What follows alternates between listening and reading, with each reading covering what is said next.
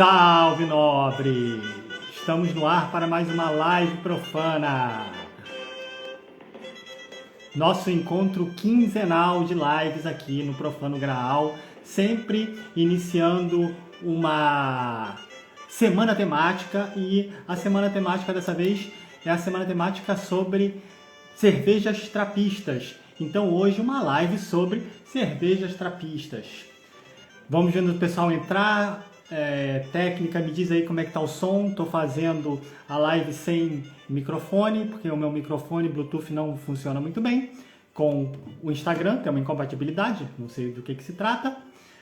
E se você não sabe do que se trata disso aqui, a live profana é a live que eu faço de 15 em 15 dias, sempre iniciando uma semana temática. De 15 em 15 dias tem uma semana temática aqui no Profano Graal, e a live profana inicia essa semana temática, como eu disse, essa semana dedicada à história das cervejas trapistas, o que são, de onde vêm, do que se alimentam, etc. Essa live, como sempre eu gosto de dizer, essa live ela seria uma parte do programa de recompensas do Profano Graal, mas eu estou fazendo as lives abertas enquanto o Instagram não me permite fazer elas fechadas, apenas para os apoiadores. Mas se você gosta do conteúdo que eu produzo aqui, se você gosta de história da cerveja, considere apoiar o Profano Graal. Tem lá a Corte do Profano Graal, procura no Apoia-se, apoia-se/Corte Profano Graal. Muito bem, vamos ver se entra mais alguém. Berê, me diz se o som tá legal, se tá funcionando. E a gente parte, para não perder muito tempo, vamos conversar aí uma meia horinha sobre as cervejas trapistas, né? Não vou me aprofundar absurdamente no tema, porque esse vai ser o tema da semana inteira, então vários conteúdos ao longo da semana vão abordar vários aspectos diferentes das cervejas trapistas. Tudo certo com o som. Vários conteúdos ao longo da semana vão abordar vários aspectos diferentes das cervejas trapistas, então vai ter o post de amanhã. A La Trappe Quádruple é maravilhosa, é uma das minhas cervejas preferidas. A La Trappe Quádruple e a Chimay Blue, né, que são cervejas do mesmo estilo. Amanhã a gente tem então um post sobre as cervejas trapistas de uma forma geral, história das cervejas trapistas. Depois nós vamos ter também história da cervejaria, um post sobre a Orval. Depois nós temos um post sobre cervejas trapistas no Brasil. Esse é o conteúdo exclusivo da Corte do Profano Graal, na quarta-feira, né, o Rio sobre as cervejas trapistas no Brasil.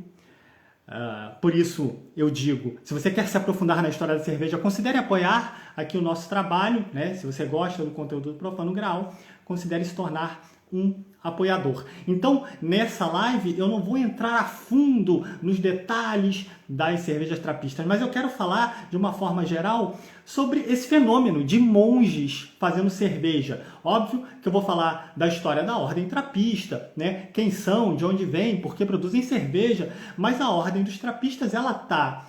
a produção de cerveja pelos trapistas, ela está incluída nesse fenômeno maior que é a produção de cerveja nos mosteiros católicos. Então, o programa da live vai ser isso. Vamos dar uma olhada nesse fenômeno de produção de cerveja nos mosteiros católicos e depois vamos entrar em alguns detalhes sobre quem são os trapistas e de onde eles vieram e como são as cervejas deles. E eu quero encerrar falando um pouco sobre os trapistas no Brasil. Salve, Rafael! História medieval presente na área.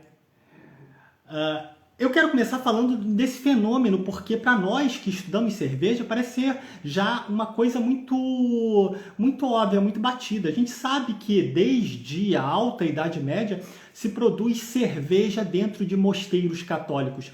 Mas para as pessoas comuns, digamos assim, para o bebedor médio de cerveja, aquele que bebe e não se gosta de cerveja, mas não se preocupa muito em estudar, Isso pode parecer ainda, de alguma forma, uma coisa um tanto quanto inusitada. Eu me dei conta disso hoje de manhã, quando eu estava olhando as notícias. Todo dia de manhã eu olho as notícias cervejeiras na internet e me deparei com a notícia cuja manchete era o seguinte: quase 1000 anos de história, cervejaria de 1040 ainda funciona e em local inusitado.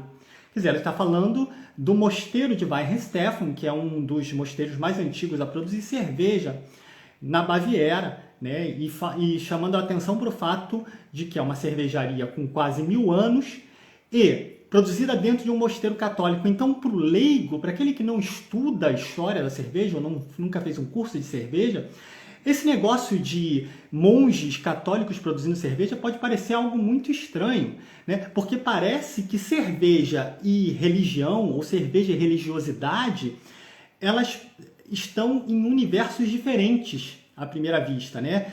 A forma como nós nos relacionamos com a cerveja, nós colocamos a cerveja no âmbito da festa, da celebração, da exterioridade, enquanto que a religião, a religiosidade estaria mais ligado ao recolhimento, à introspecção, aquela coisa mais contida, mais solene.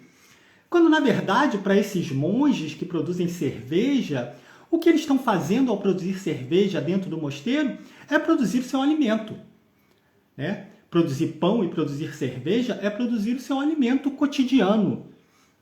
É importante lembrar que a maior parte dos mosteiros que produzem cerveja, dos mosteiros católicos que produzem cerveja, eles estão no centro-norte da Europa, né?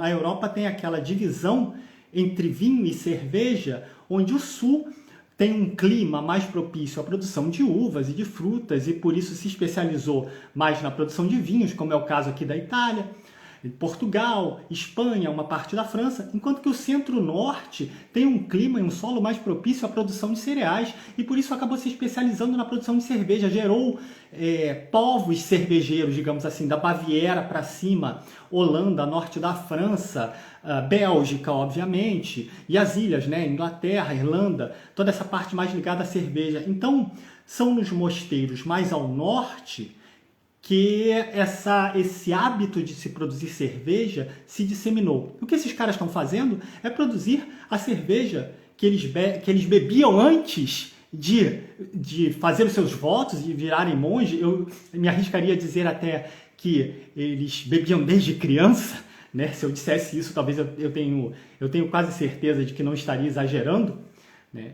E eles estão levando para dentro do mosteiro um traço cultural. Então, a cerveja e a religião não entram em conflito para essas pessoas. Fazem parte da sua cultura e do seu cotidiano. Uma coisa que é muito interessante, e aí já direcionando mais para os trapistas, se eu estiver falando muito rápido, vocês podem me interromper, podem fazer pergunta. Mas uma coisa muito interessante é que uma ordem específica ficou conhecida como uma ordem de monges cervejeiros, que é a Ordem de São Bento. A Ordem de São Bento foi criada no sul da Itália, mas por algum motivo que eu não sei dizer, ela se espalhou no norte da Europa, da França e da Baviera para cima. Existem muitos mosteiros beneditinos. É uma das mais antigas ordens, se não a mais antiga ordem religiosa monástica católica. Ela é do século VI, né? Foi criada no século VI por São Bento, num mosteiro no sul da Itália, próximo a Nápoles. E os primeiros mosteiros produtores de cerveja, ou pelo menos aqueles que a gente reconhece como produtores de cerveja, os mais famosos, como Weihenstephan, vou falar alguns nomes aqui, vocês já devem ter visto esses nomes em algumas garrafas. Weihenstephan, Weltenburger, são mosteiros reconhecidamente cervejeiros e ancestralmente cervejeiros, digamos assim, com uma tradição, com uma antiguidade na produção de cerveja, como o mosteiro de St. Gallen, na Suíça, que existe uma planta de uma reforma do mosteiro que é do século VIII, onde já se previa a construção de 2 cervejarias dentro do mosteiro. É do começo do século IX essa planta. Estou colando aqui, 820, 830. Já existe o projeto de construção de 2 cervejarias dentro do mosteiro, ou seja, lá no século IX eles já produziam cerveja. São todos mosteiros pertencentes à Ordem de São Bento, à Ordem Beneditina. E uma coisa importante a se lembrar é que essa ordem seguia, na verdade, depois todas as ordens monásticas também seguiam pela regra de São Bento, que é o ora et labora, que significa ora e trabalha, ou seja, reza e trabalha.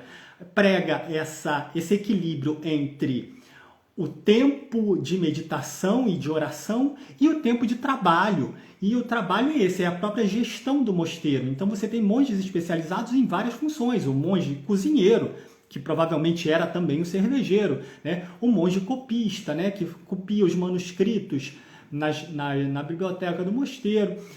E você tem monges especializados em várias funções. Então, fazer cerveja dentro do mosteiro nasce dessa necessidade, tanto de equilibrar, né, o ora et labora, quanto de prover as necessidades do próprio mosteiro.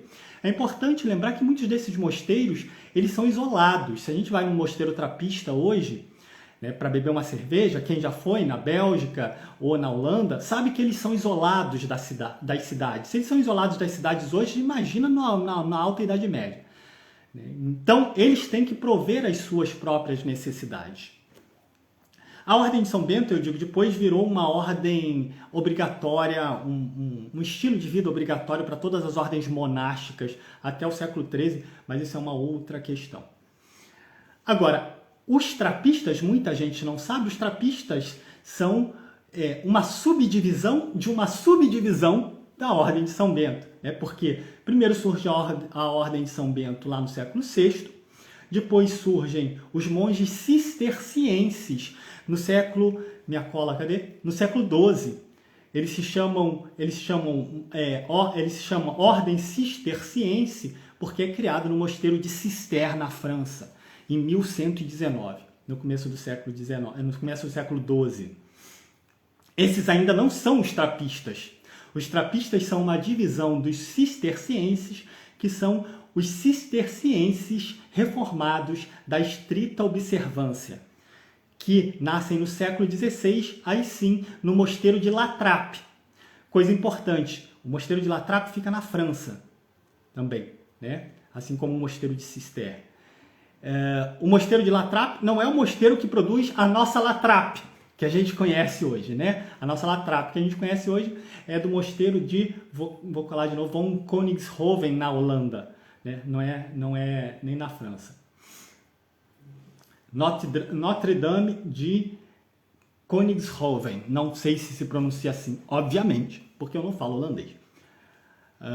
Então, os trapistas, ou os cistercienses reformados da estrita observância, eles nascem no mosteiro de Notre Dame de la Trappe, na França. Esses não produzem, quer dizer, hoje, né, não sei, não produzem cerveja, ou pelo menos não fazem parte da Associação Trapista Internacional. Então, veja bem, que coisa interessante. Os cistercienses, eles já nascem no século XII como uma crítica aos desvios da Ordem de São Bento. E os cistercienses reformados da estrita observância são uma crítica aos desvios dos cistercienses, que nasce lá no século XVII, em 1662. E se espalham, é uma ordem muito organizada e ela acaba se espalhando por mosteiros da Europa inteira.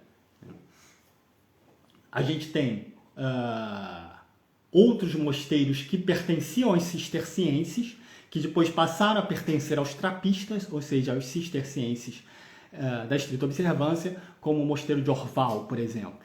Ele é anterior à criação da ordem, é anterior ao século XVII.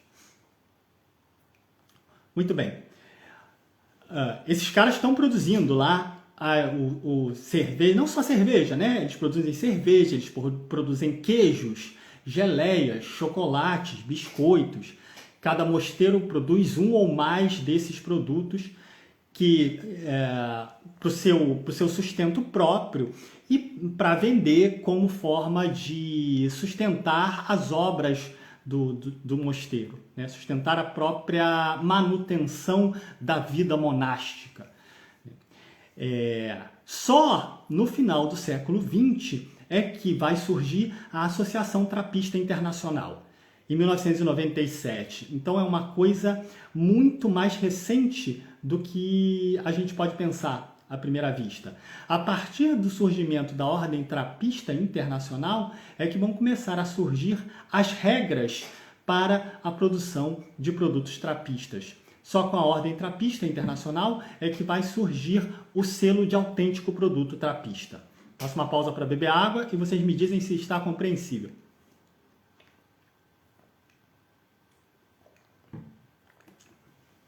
Ou se eu estou falando muito rápido, talvez.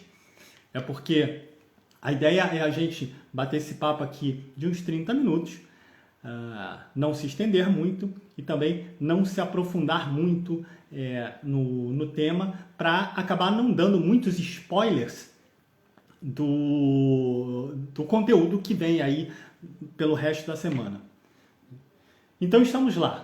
Né? Em 1997 é criada a Ordem Trapista Internacional, é criado o selo.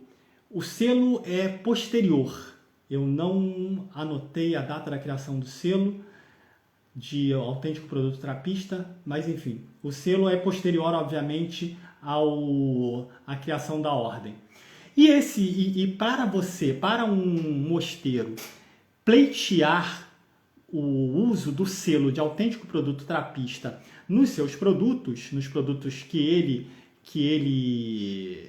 fabrica e que ele vende, ele tem que cumprir alguns requisitos. Em primeiro lugar, esse produto tem que ser fabricado dentro de um mosteiro trapista e sob a supervisão direta ou diretamente pelos monges trapistas. Algumas cervejas andaram perdendo o selo trapista alguns anos atrás, porque deixaram de ser produzidas ou dentro do mosteiro ou sob a supervisão dos monges. Né? Foi o caso, durante muito tempo, era o caso da Mondecar, da França, que não se sabia se tinha um selo ou não tinha um selo, porque ela não é produzida dentro de Mondecar. Parece que agora porque pelo menos no site oficial da Associação Trapista Internacional, ela consta como detentora do selo, as cervejas de Mondecar na França. Então, são alguns requisitos. Ser produzida dentro do mosteiro trapista, sob a supervisão ou diretamente por monges trapistas. Não pode ser a atividade principal do mosteiro, ou seja,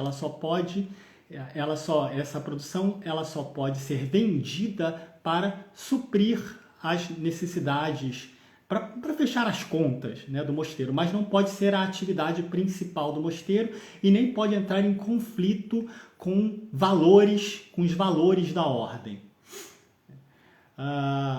É isso, sua comercialização não deve visar o lucro, servindo apenas para cobrir o custo de vida dos monges, a manutenção dos edifícios e terrenos dos mosteiros.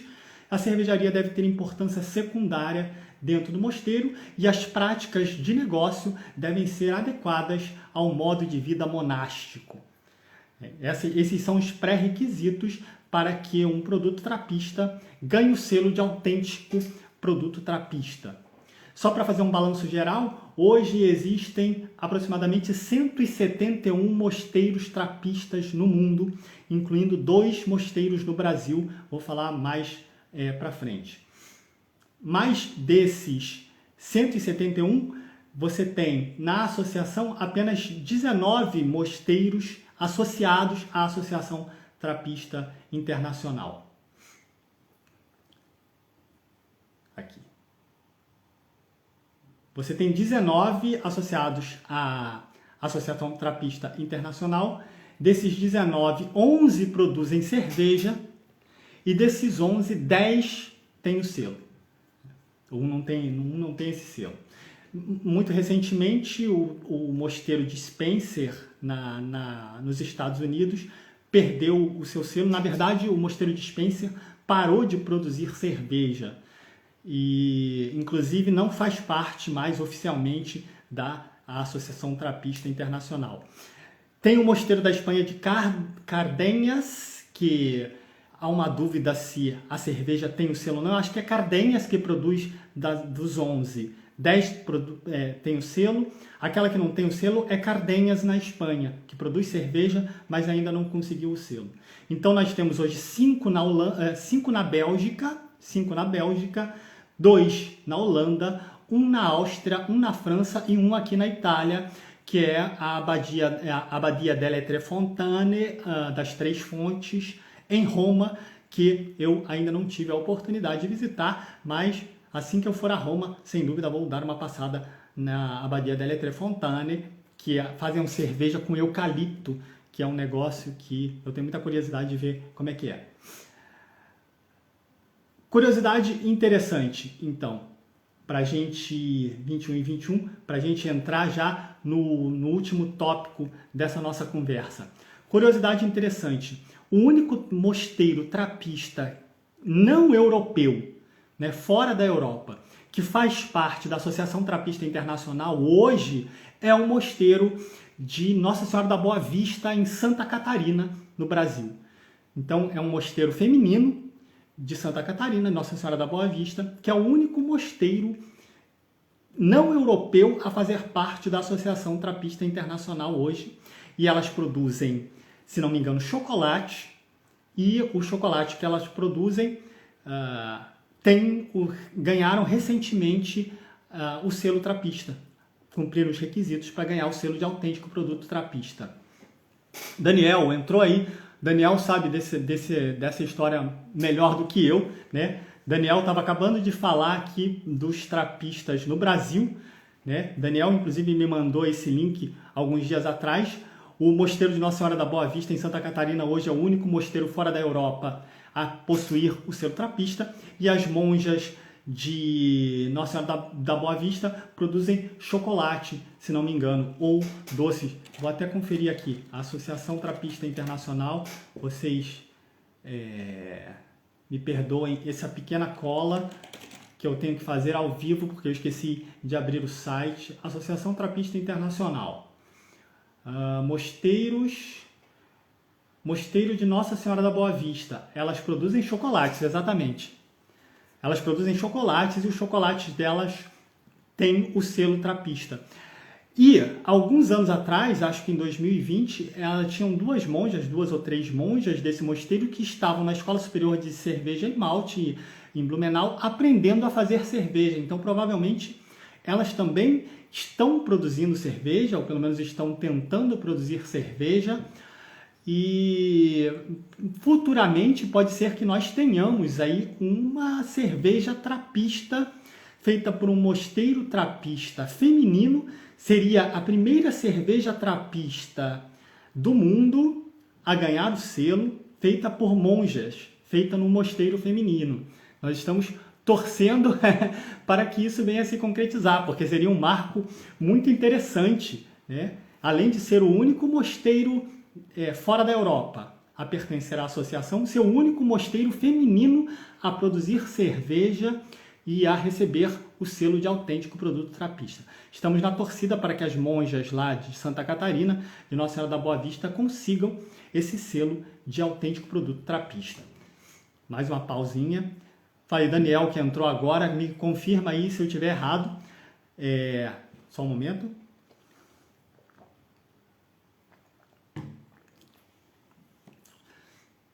Nós já tivemos antes, no começo... Mauro! Olha só quem entrou na minha live. Salve, Mauro! Como é que vai? Mauro estudou comigo lá em 20 anos atrás. Não gosto nem de falar isso para não denunciar a idade, né, Mauro? Fizemos estágio juntos no Arquivo Nacional lá para os idos de 2000, 2001. Grande Mauro. Daniel falando certo. Isso aí, Daniel, essa semana ainda vai o conteúdo exclusivo para os apoiadores é sobre um mosteiro trapista, uma cerveja trapista que já foi produzida no Brasil aqui no começo do século XX, foi pesquisa também do Daniel, que passou para mim. Eu já escrevi um texto no meu blog sobre isso, e essa semana vai ter um reel, é o reel do conteúdo exclusivo para os apoiadores, que vai para o feed na quarta-feira. Então, se você quiser saber mais dessa história, você pode procurar o meu texto, pode procurar esse texto no meu blog, ou considere, como sempre, tornar-se um apoiador do Profano Graal e receber conteúdos exclusivos uma vez por semana no seu feed, com um aprofundamento de vários temas sobre a história da cerveja. O aprofundamento dessa semana é sobre a primeira e única cerveja trapista já produzida no Brasil, algo que aconteceu lá no começo do século XX. Beleza? Bom, gente, estamos então com 9h25, já nos encaminhando para o final. Eu queria saber se tem alguma dúvida, alguma coisa que vocês gostariam de saber. Algumas pessoas estão entrando agora, entraram com a conversa já em andamento, né? Então podem ter perdido já toda a primeira parte, pode ter ficado alguma dúvida. Digam para mim, não me deixem falando sozinho, digam para mim se tem alguma dúvida, algum aspecto particular sobre as cervejas trapistas que vocês gostariam de saber, sobre a história principalmente, porque se você me perguntar alguma coisa técnica sobre a produção da cerveja, muito provavelmente eu não vou saber responder.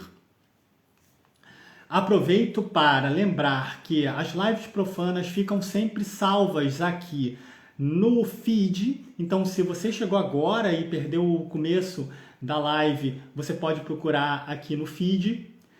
E amanhã eu subo ela também para o meu canal do YouTube. Se você não sabe, eu tenho um canal no YouTube. Estou produzindo alguns conteúdos para lá, mais conteúdos rápidos.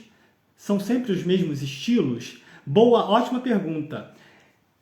Geralmente são estilos tradicionais belgas, tá? Então, a maior parte dos mosteiros trapistas produzem uma blonde, uma double, uma triple, uma quadruple, que no caso da Latrape se chama quadruple, mas eles registraram o nome, então só eles podem usar esse nome, como quadruple. O nome oficial nos guias de estilo é Belgian Strong Dark Ale, né? Alguns mosteiros produzem estilos específicos, como o mosteiro de Orval, por exemplo.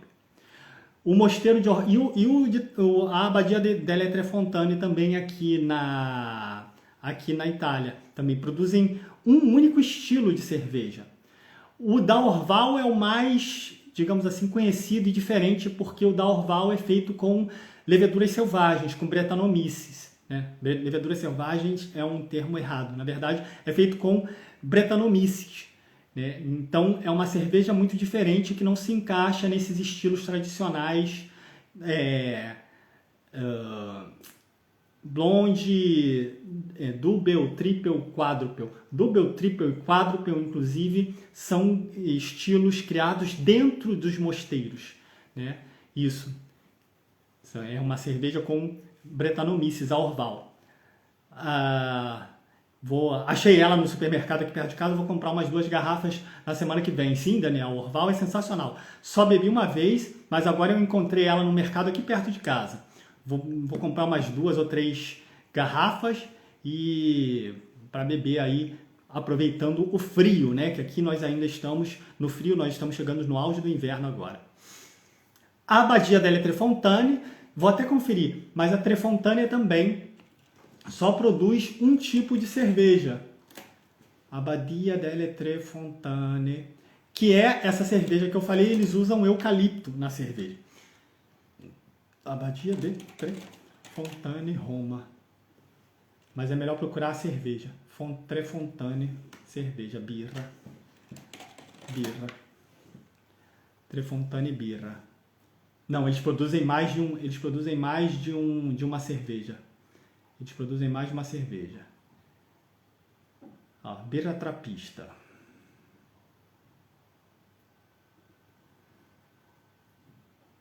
Eles produzem, na verdade, 4 estilos. Uma triple, uma blonde ale, eles produzem uma India Pale Ale. Olha que interessante, isso eu não sabia. A Abadia delle Tre Fontane produz uma IPA.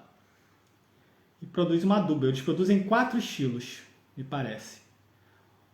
Uma double, uma triple, uma blonde e uma IPA. Essa IPA deve ser novidade. Não, tá certo. Edição ilimitada, não em produção. Tanto a Dubel quanto a Índia Pale Ale, a IPA, não estão em produção nesse momento. Devem ser sazonais, produção limitada. Mauro, vou ter que ver a gravação depois. Vá lá, dá uma olhada, deixa seu like. Estou muito surpreso e agradecido pela sua presença aqui, Mauro. Muito tempo que a gente não conversa, muito tempo que a gente não se fala. Então, regularmente, a Abadia delle Tre Fontane produz uma triple e uma blonde. E a Orval produz esse único estilo, essa única cerveja que não se encaixa muito bem em nenhum estilo de cerveja. Agora, Chimay, La Trappe, Westmalle, Westvleteren produzem sempre uma double, uma triple, uma quadruple. Uma última curiosidade antes de terminar, as cervejas da Westvleteren, por exemplo, da Abadia de Westvleteren, é difícil de falar o nome, são das cervejas mais difíceis de se comprar no mundo, são das mais perseguidas, e a quádruple deles, a Dark Strong Ale deles, ganhou um prêmio de melhor cerveja do mundo algumas vezes, né? Mas é a cerveja mais difícil de se comprar porque eles não distribuem, você só pode comprar na Abadia. Você tem que ir lá para comprar, você tem que ligar para a Abadia, essas coisas da Europa, né? Que parece que estão vivendo ainda, sei lá em que século. Você tem que ligar para a Abadia, parece que hoje você pode até reservar online, mas até algum tempo atrás você tinha que ligar para a Abadia, pedir para reservar uma caixa, dizer o dia que você ia lá no dia, dava o seu nome e pegava a sua caixa, e também tem uma quantidade limitada justamente para que a cerveja não seja vendida, para que não tenha cambista de cerveja, né? Para que ela não seja vendida no mercado negro. Então a Westvleteren hoje é uma das cervejas, se não a cerveja mais difícil de você encontrar por aí em giro, de você beber. Eu já perdi a esperança, apesar de eu morar na Europa, eu já perdi a esperança porque não tem nenhum projeto de a Westvleteren beber cerveja.